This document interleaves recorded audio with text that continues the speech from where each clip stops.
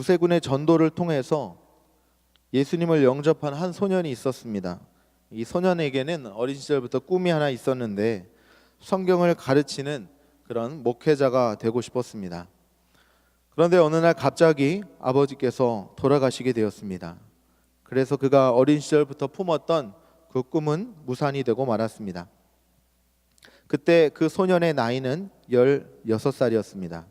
우리나라 중학교 3학년에 해당되는 그런 시기였습니다. 하루아침에 집안의 가장이 된 이 소년은 어머니와 어린 여동생들을 홀로 책임져야 하는 무거운 인생의 짐을 짊어져야만 했습니다. 이 소년의 이름은 조지 베나드였습니다. 이 소년은 때때로 모든 것을 다 포기하고 싶은 그런 마음이 많이 있었지만, 그러나 그 마음 가운데에 예수 그리스도가 있었습니다. 베나드는 탄광에서 석탄을 캐며 가족의 생계를 책임졌고, 또 시간이 날 때마다 혼자서 과거의 그 꿈을 기억하면서 성경을 연구하기 시작했습니다. 그러다가 집안 사정이 이제 조금 나아지자 베나드는 시카고에 가서 자기에게 예수님을 소개해 주었던 그 구세군의 사역에 동참하게 됩니다. 그리고 그 사역을 시작으로 목사 안수를 받고 미국과 캐나다를 다니면서 복음을 전하는 사람이 되었습니다. 오랫동안 염원하고 소원했던 그 사역을 이제 시작하는데, 시작을 하자마자 많은 어려움이 그에게 닥쳐옵니다. 그래서 이 베나드 목사님은 자신에게 복음의 능력이 부족하다는 사실을 깨닫고 그 복음의 능력을 갈망하면서 45세의 나이에 다시 한번 초심으로 돌아가서 복음을 연구하기로 작정합니다. 그리고 성경 중에 요한복음을 자세히 읽기 시작합니다. 그러던 어느 날 이 베나드 목사님은 아주 신비한 체험을 하게 됩니다. 마침 요한복음 3장 16절을 읽고 있는데 마치 IMAX 영화, 4D 영화처럼 성경에서 갑자기 십자가가 입체로 불쑥 튀어나오는 그런 환상을 경험하게 됐습니다. 그때 튀어나왔던 그 십자가는 매우 낡고 거친 그런 십자가의 모습이었는데, 이 십자가의 모습을 경험하고 나서 이 기묘한 경험을 바탕으로 해서 찬송을 쓰기 시작합니다. 그래서 이 베나드 목사님은 늘 필기할 것을 갖고 다니면서 이 찬송을 끊임없이 다듬고 또 다듬었습니다. 이런 과정 가운데에서 지어지게 된 찬송이 우리가 잘 아는 찬송가 150장에 있는 갈보리산 위에라고 하는 찬송입니다. 이 제목의 원어 제목은 갈보리산 위에가 아니라 낡고 거친 십자가라고 하는 제목입니다. 찬송을 완성한 후에 그의 친구 보스익 목사의 집에 방문해서 그 보스익 목사의 부부에게 이 찬양을 들려주었더니 이 부부가 큰 감동을 하게 되어서 이 베나드 목사님의 이 찬송을 출판하게 해주겠다고 약속을 합니다. 그래서 이 갈보리산 위에라고 하는 찬송이 미국인들이 가장 좋아하는 찬송 중에 하나가 되었습니다. 조지 베나드 목사님이 요한복음을 읽다가 본 그 환상에 주목해서 오늘 본문 말씀을 살펴보고자 합니다. 요한복음 3장 16절을 보면 그 어디에도 십자가라는 단어가 나오지 않습니다. 문맥을 앞뒤로 이렇게 살펴보아도 십자가라고 하는 그런 단어가 나타나지 않습니다. 그런데 3장 14절을 보니까 이렇게 기록하고 있습니다. 예수님께서 하신 말씀인데, 모세가 광야에서 뱀을 든 것 같이 인자도 들려야 하리니. 예수님께서 말씀하신 이 말씀은 민수기 21장 8절로 9절에 있는 말씀을 인용한 것입니다. 민수기 21장 8절로 9절을 보면 여호와께서 모세에게 이르시되 놋뱀을 만들어 장대 위에 매달아라.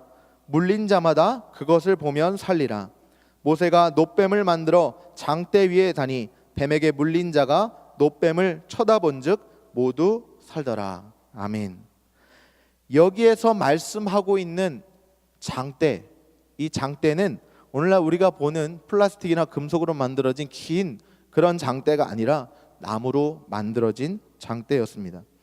바로 요한복음 3장 16절에서 말씀하는 하나님께서 세상을 이처럼 사랑하사라고 하는 그 말씀이 있는 가운데에 불쑥 이 조지 베나드 목사님의 묵상하는 가운데에서 십자가가 튀어나온 것은 분명히 하나님께서 조지 베나드 목사님에게 하시고자 했던 분명한 말씀이 있었던 것입니다. 나무 위에 달리심으로 하나님께서 세상을 이처럼 사랑하신다는 것을 조지 베나드 목사님에게 증거하시고자 이와 같은 특별한 경험을 하게 하신 것이죠. 십자가는 여러분 무엇이라고 우리가 고백하고 있습니까? 십자가는 사랑이라고 고백합니다. 우리가 이렇게 참 많이 표현하며 그런 문구들을 많이 보고 있습니다. 그런데 왜 십자가가 사랑입니까? 왜 이 험한 나무 십자가가 사랑이라고 우리 가운데 회자되는 걸까요? 그리고 왜 이와 같은 환상을 조지 베나드 목사님에게 보게 하셨을까요? 그것은 여태까지 혼자서 끙끙대며 말씀을 붙들고 어떻게든 복음의 능력을 가지고 다시금 사역을 힘차게 시작해보고자 했던 조지 베나드 목사님에게 하나님께서 친히 그를 이처럼 사랑하신다고 고백하셨던 것입니다. 조지 베나드 목사님이 놀라고 은혜 받은 것은 하나님께서 우리를 사랑하실 때 그냥 문자로만 말씀하시는 것이 아니라 때로는 이 베나드 목사님의 특별한 경험처럼 특별한 언어로, 이 조지 베나드 목사님이 알아들을 수 있는 언어로, 복음의 능력에 대해서 확신하고 깨달을 수 있는 그런 언어로 말씀하시고 그렇게 사랑을 우리 가운데 표현하신다는 것을 말씀하고 있는 것입니다.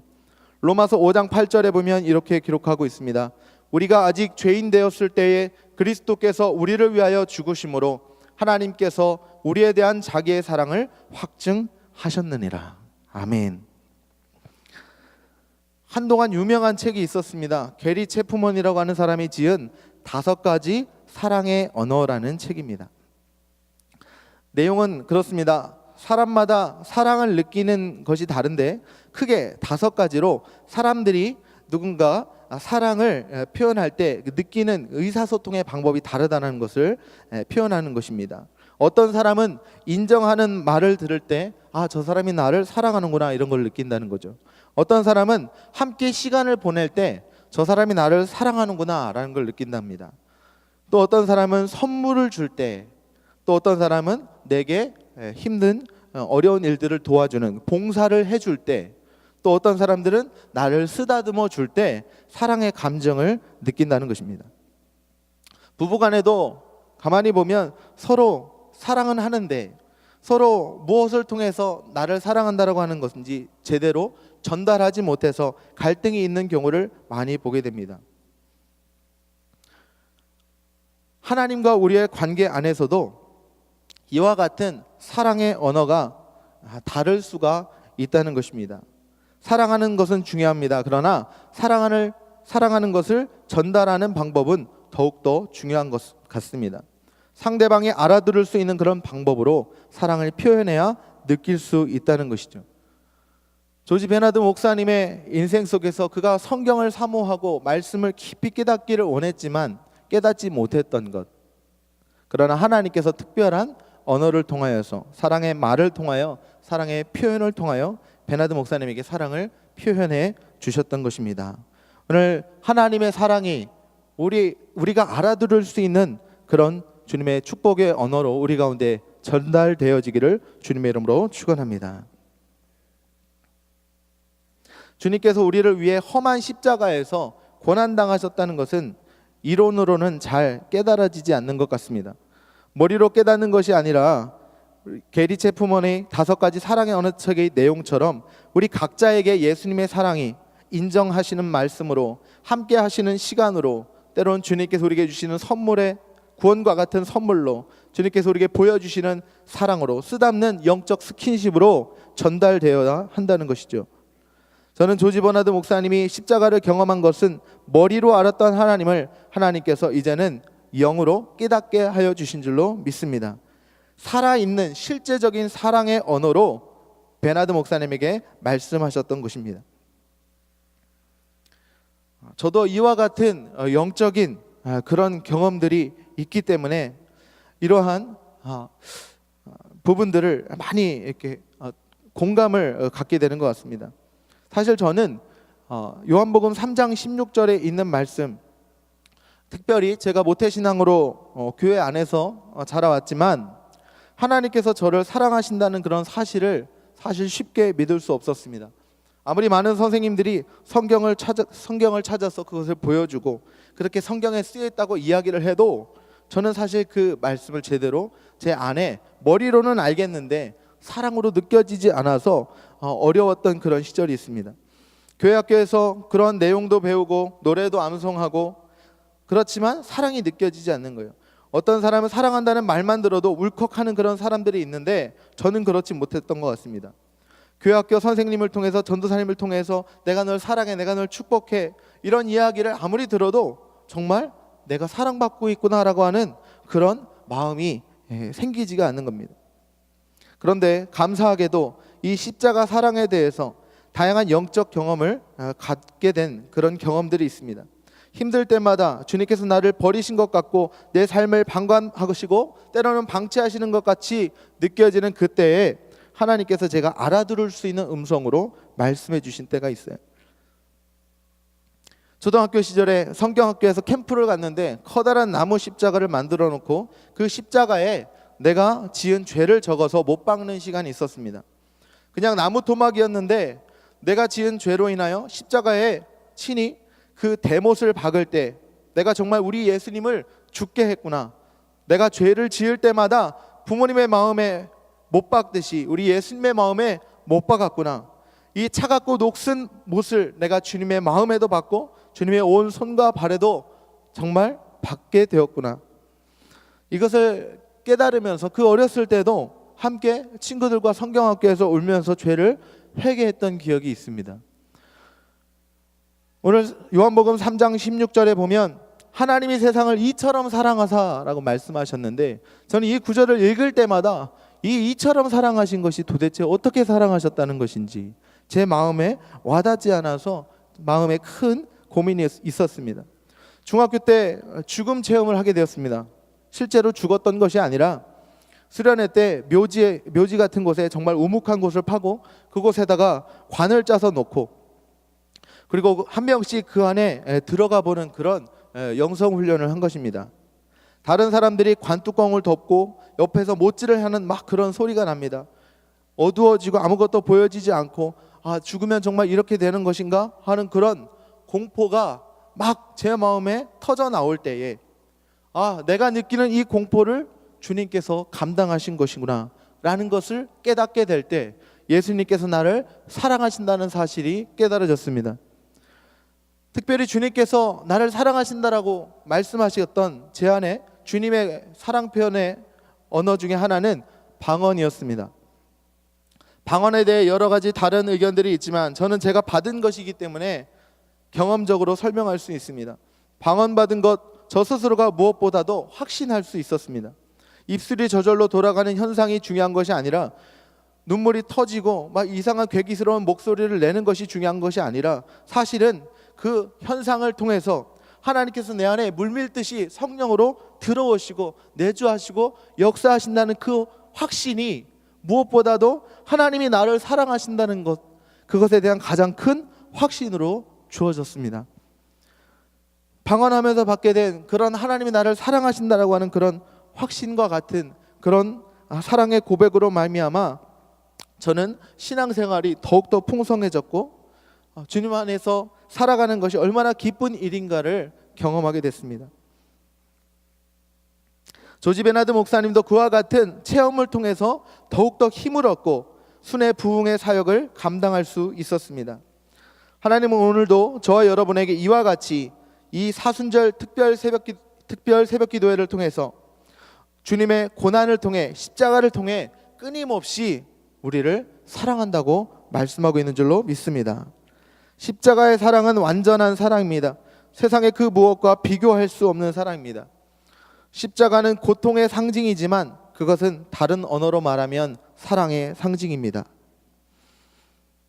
초등학교 2, 3학년 때 제가 금요 예배 때 한번 간증한 적이 있었는데, 동네에서 축구를 하다가 동네에 무서운 형이 한 명 있었는데 그 형 여동생을 맞추게 되었습니다. 그래서 그 여동생이 울었습니다. 그랬더니 그 형이, 무서운 형이 막 저한테 달려와서 저를 막 때렸습니다. 제 코에서는 코피가 났습니다. 멀리서 바라보던 어머니께서 달려오셔서 그 형을 떼어놓고 막 나무라시고 저를 데리고 집으로 돌아오셨습니다. 코피를 보고 놀라서 울고 있는 제 얼굴을 어머니께서 세숫대에 물을 받아서 닦아주시고 위로해주고 계신데, 그때 그 형의 험상궂은 동네 건달 같은 아버지가 저희 집을 쳐들어왔습니다. 저는 너무너무 무서워서 2층 내 방으로 올라왔습니다. 근데 그 건달 같은 아버지라고 해야 되나요? 아저씨라고 해야 되나요? 아저씨가 저희 어머니께, 제가 집이 야식집을 하고 있을 때라 물론 찾아오시는 분들의 많은 욕설을 들었지만 그분이 하시는 욕만큼 제 마음에 가슴을 아프게 한 욕은 없었던 것 같아요. 저희 어머니께 뭐라고 엄청난 욕을 퍼부으시는 겁니다. 저는 혼자 2층에 있는 다락에 들어가서 이불 속에 머리를 파묻고 얼마나 울었는지 모릅니다. 왜 나 때문에 죄 없는 우리 어머니가 이런 수모를 당해야 되는가? 나만 없으면 된다. 네가 뭔데? 왜 너 때문에 어머니가 이와 같은 수모를 당하셔야 되느냐? 수없이 울고 있는데 어머니께서 올라오셨습니다. 그리고서 말없이 이불에 머리를 쳐박고 있는 저를 뒤에서 안아주시고 쓰다듬으시면서 광희야 괜찮아, 엄마는 괜찮아.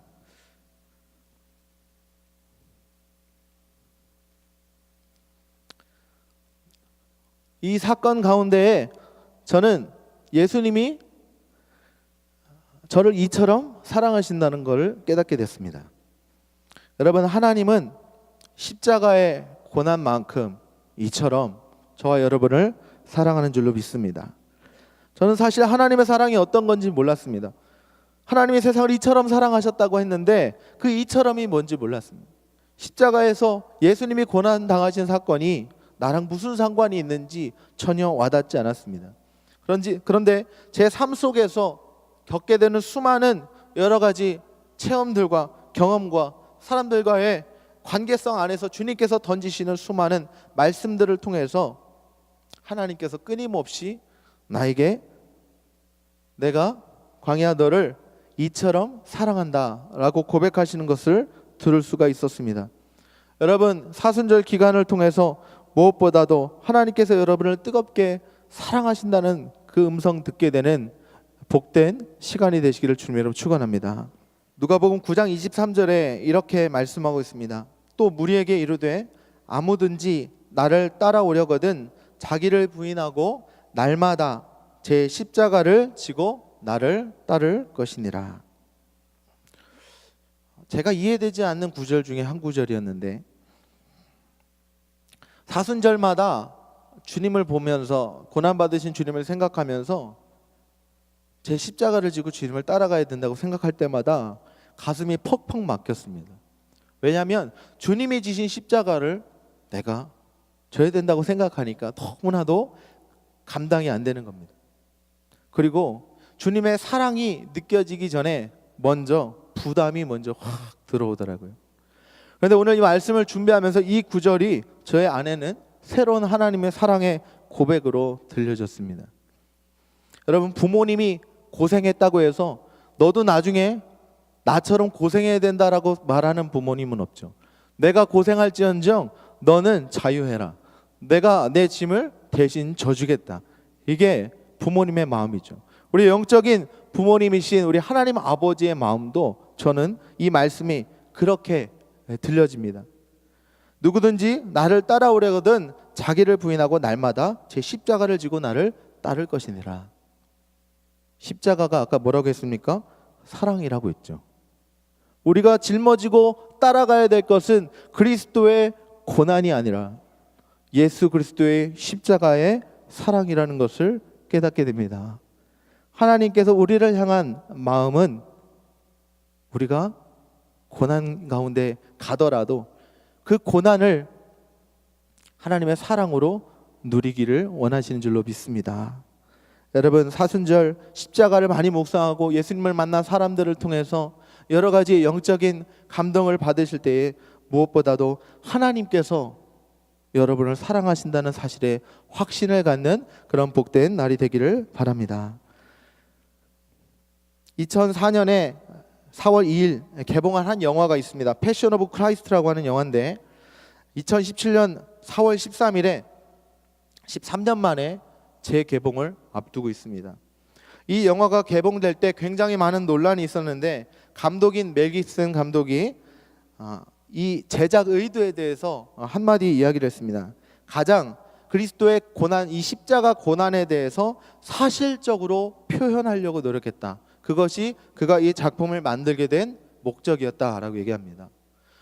왜 그렇게 이 그리스도의 고난에 대해서 사실적으로 기록을 하려고 했을까 생각해 보게 됩니다. 저는 잔인한 폭력물을 굉장히 싫어합니다. 특별히 신체가 훼손되는 그런 장면이 나오면 막 너무 역겹고 볼 수가 없습니다. 그런데 이 패션 오브 크라이스트를 볼 때에는 한 장면도 눈 감거나 고개를 들린 적이 없어요. 이 시간에 우리가 함께 이 영상을 보고 또 갈보리산 위에를 함께 찬양을 하는 시간을 가질 텐데요. 여러분, 우리가 주님의 고난을 바라볼 때에 그 고난의 깊이만큼 하나님께서 우리를 사랑하신다는 언어로 다시금 이 시간 여러분 마음과 심령 가운데 그리스도를 처음 만난 그때의 감동이 다시금 상영되시기를 주님으로 축원합니다.